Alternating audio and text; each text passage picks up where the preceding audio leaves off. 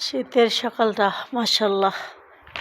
বাংলাদেশে কীরকম ঠান্ডা পড়েছে জানি না, কিন্তু আমাদের এখানে অনেক প্রচুর পরিমাণ ঠান্ডা, প্রচুর।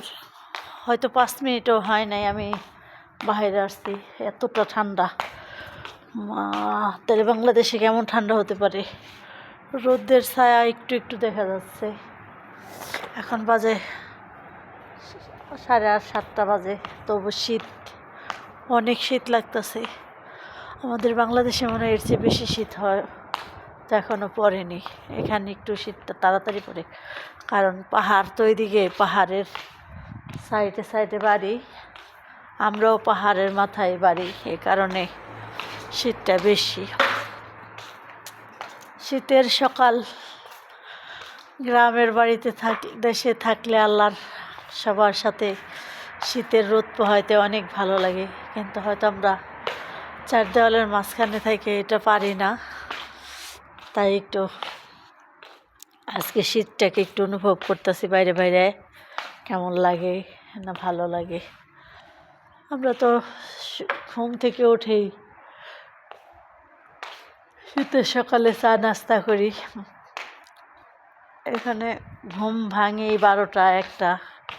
আজকে বাচ্চারা স্কুলে গেছে, তাড়াতাড়ি ওঠা হয়েছে, এই কারণে একটু আসলাম যে শীতের সকালটা কীরকম একটু বাইরে দেখি।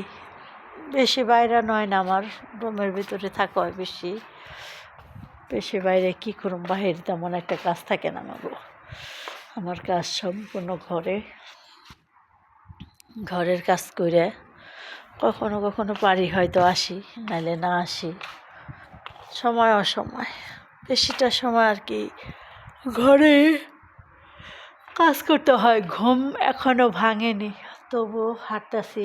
গাদা বাচ্চাটা ঘুম আসতেছে না, কি করব, কিচ্ছু করার নেই। ঘুম যদি আসো তবু ঘুম আসতে পারবো না, কারণ গাদা বাচ্চাটা রেখে তার কাছে রেখে ঘুম আসবো? বাসায় কেউ নেই আমি ছাড়া। ওর মা বাবা সব ডিউটিতে চলে গেছে, যার যার কাজে চলে গেছে, কর্মস্থলে গেছে। আমরা যেমন আসছি একখান থেকে কর্মস্থলে, ওর মা বাবাও চাকরি করে। মা ডাক্তার, বাবা পুলিশ অফিসার চাকরি করে, তাই বাচ্চাটাকে রাখার জন্য আমাকে থাকতো। এখন আমার ঘুম আসলে তার হবে না। বাচ্চাটা যদি ঘুম আসতো তাহলে একটু ঘুম আসতে পারতাম, 2-3 ঘন্টা ঘুম আসলে 11টা বা 12টার দিকে উঠে রান্না করতে পারতাম। এখন তো বাচ্চাটা ঘুমিয়ে আসলো না, কী করবো, কিচ্ছু করার নেই, কিচ্ছু করার নেই। আমার ঘুমের চোখ ভেঙে আসতে ভালো লাগতেছে। কি